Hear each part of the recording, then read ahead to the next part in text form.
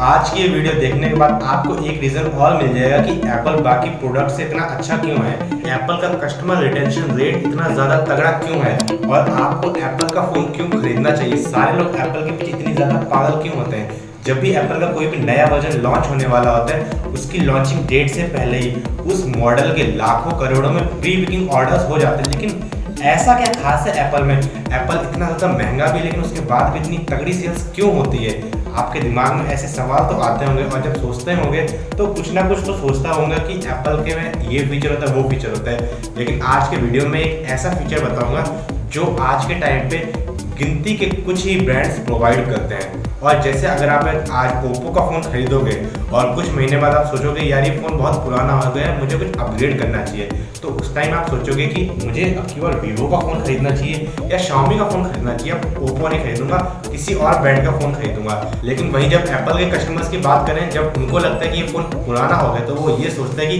Apple नया model कब launch कर रहा है। वो ये नहीं सोचते कि कौन सी कंपनी का फ़ोन खरीदेंगे, वो एप्पल के नए मॉडल के बारे में सोचते हैं। तो एप्पल का इतना कस्टमर रिटेंशन रेट तगड़ा क्यों है।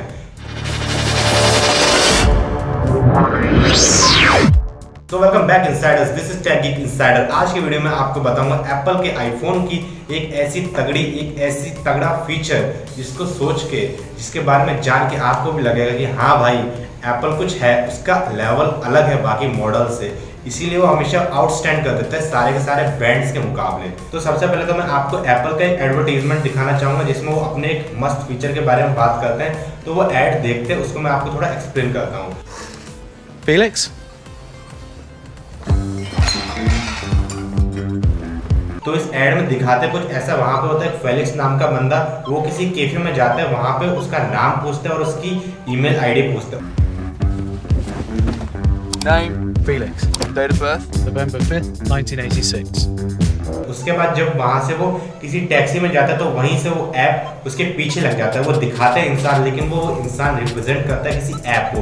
तो वहां से वो ऐप उसके पीछे लग जाता है और जब वो टैक्सी में घुसता है तो वो वहीं से उसके पीछे लग जाता है, उसकी सारी की सारी डेटा को ट्रैक करने लग जाता है। Tracking current location.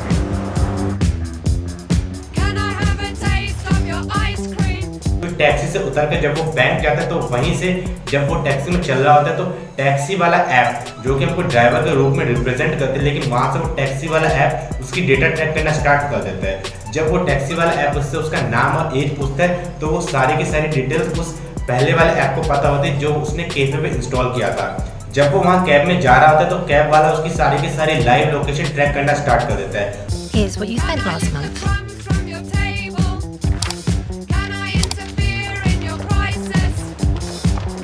उसके बाद जब वो वहाँ से बैंक जाता है, फिर बैंक में उसके जितने भी अकाउंट नंबर है, जो भी पासवर्ड्स वगैरह, जो भी कुछ उसकी अवेलेबल डॉक्यूमेंट्स होती है, वो सब की सब लीक हो जाती है। मतलब उनकी जो डेटा होती है वो सीक्रेट नहीं रहती है, वो सारे ऐप्स के बीच बटना स्टार्ट हो जाती है। वहाँ पे दिखाते हैं कि लोग कोई ना कोई डेटा कोई इसको दे रहा है, मतलब उसकी सारी की सारी डेटा लीक हो चुकी है। अब वही ऐप जिन्होंने वो डेटा कलेक्ट करी थी वो एक दूसरे थर्ड पार्टी ऐप्स को दे रहे हो, और जब वो डेटा किसी को देते हैं, किसी को सेल करते हैं, तो उससे उनको रेवेन्यू मिलता है। और आपको बता दूं कि फेसबुक, गूगल, अमेजोन इस काम में बहुत ज़्यादा माहिर है। This will help with the itching.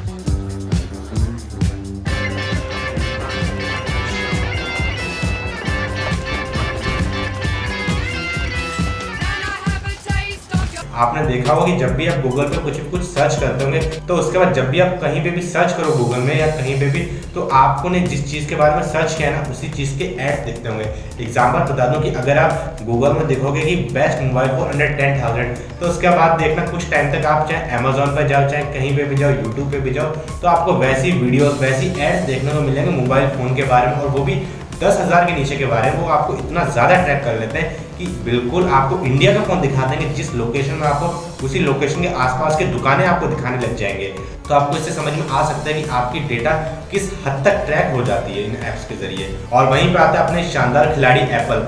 Apple के आईफोन्स में, एप्पल के डिवाइसेस में एक फीचर होता है, इस फीचर की मदद से आप अपनी डेटा को खुद सिक्योर रख सकते हो।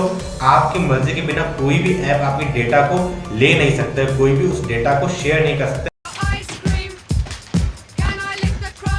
इस फीचर की मदद से आप खुद चूज कर सकते हो कि कौन सा ऐप आपकी कितनी डेटा को टेक ओवर कर सकता है, कितनी डेटा उसके पास जा सकती है। और आप ऐसा भी कर सकते हो कि कोई ऐप आपके कुछ भी डेटा ना ले पाए, आप मैनुअली चूज कर सकते हो।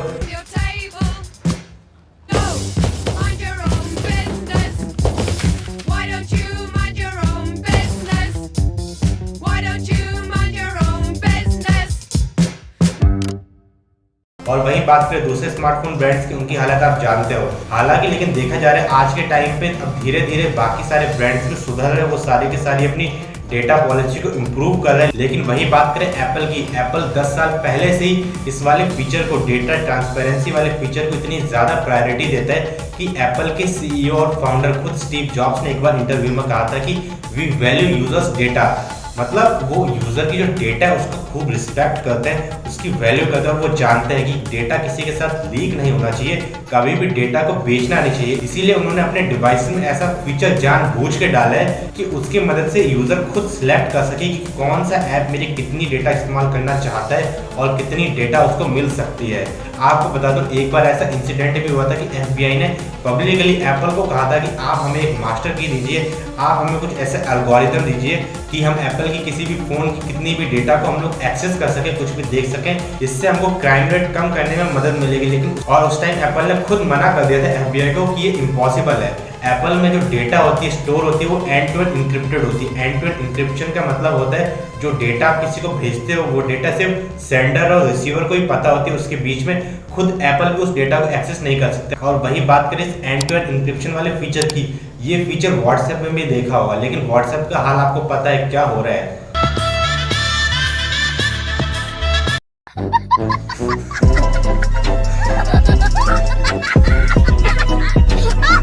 हाँ तो व्हाट्सएप छोड़ो, बात करो एप्पल में एंड टू एंड इंक्रिप्शन है और उसका इंक्रिप्शन इतना तगड़ा है कि खुद एप्पल वाले भी इंक्रिप्शन को तोड़ नहीं सकते हैं, यूजर के डेटा को खुद भी एक्सेस नहीं कर सकते हैं। और वही बात करें दूसरे ब्रांड जैसे गूगल हो गया, अमेजोन हो गया, फेसबुक हो गया, वो लोग उसी डेटा को, जो डेटा वो यूजर से कलेक्ट करते हैं, उस डेटा को दूसरे थर्ड पार्टी एप्स को बेच के अपना रेवेन्यू जनरेट करते हैं। इसका एस्टिमेट मैं आपको ये दे दूं कि जितने भी ये वेबसाइट हैं, जितने भी एप्स हैं, ये अपने 40 to 80% जो रेवेन्यू है वो इस डेटा से जनरेट करते हैं। आप सोचते होंगे कि ये ऐप्स हमको इतने फ्री में क्यों मिल जाते हैं, इतने सारे मस्त फीचर हमको फ्री में मिलते हैं, लेकिन आपको पता नहीं है वो ऐप सारी की सारी आपकी जो डेटा होती है वो सीधे आपको बेच देते हैं, दूसरे थर्ड पार्टी ऐप्स को बेच देते हैं। आपने देखा होगा कि कई बार जब भी आप कोई नया ऐप इंस्टॉल करते तो वो बोलते हैं कि sign up via Google, sign up via Facebook. तो ऐसे जब भी आप किसी भी ऐप में साइन अप करते हो via Gmail ID, via Facebook ID, तो जितनी भी आपकी फेसबुक की, जितनी भी आपकी जीमेल की डेटा है ना, उस ऐप्स के पास चली जाती है। भले ही वो ऐप्स आपको बता देते हैं कि इस डेटा का हम कोई भी गैर कानूनी इस्तेमाल नहीं करेंगे, लेकिन फिर भी आपकी डेटा लीक हो जाती है, वहां पे आपकी डेटा शेयर हो जाती है। और वहीं एप्पल अपनी यूजर्स की डेटा को बहुत इंपॉर्टेंस देता है। तो यही एक फीचर होता है जो एप्पल वाले कस्टमर्स को बहुत पसंद आता है। भले इस फीचर की वजह से एप्पल की अर्निंग का एक और सोर्स हो सकता था, जिस सोर्स की मदद से वो लोग ये डेटा दूसरे थर्ड पार्टी एप्स को बेच के एप्पल अपना रेवेन्यू बढ़ा सकता था, लेकिन ये रेवेन्यू एप्पल के मामले में बिल्कुल जीरो है। लेकिन इसके वजह से उसके कस्टमर्स की जो लॉयल्टी है एप्पल की ओर वो 100% हो गई है। जो भी बंदा एप्पल का फोन खरीद लेता है ना, उसके बाद उस बंदे को पता है अगला फोन एप्पल का खरीदूंगा, अब मुझे इंतजार करना है कि वो एप्पल नया मॉडल कब रिलीज करता है। और वहीं ओप्पो वीवो का हाल आपको पता है, बता चुका हूँ। और इसके बारे में आपका क्या व्यूज है, आपका क्या सोचना है कि एप्पल की जो ये पॉलिसी है, उसका जो फीचर है, आपको कैसा लगता है और आप क्या चाहते हैं कि आने वाले टाइम में बाकी कंपनीज को भी इस फीचर्स को अपने फोन में लॉन्च करना चाहिए, या फिर आप खुश हैं अपनी डेटा को बेचकर उन कंपनीज को रेवेन्यू देके? मुझे कमेंट सेक्शन में जरूर बताना। और अगर आपको और भी ऐसी वीडियोस देखनी तो मेरा चैनल टेक इनसाइडर को अभी विजिट करो जाके। Thank you for watching this video.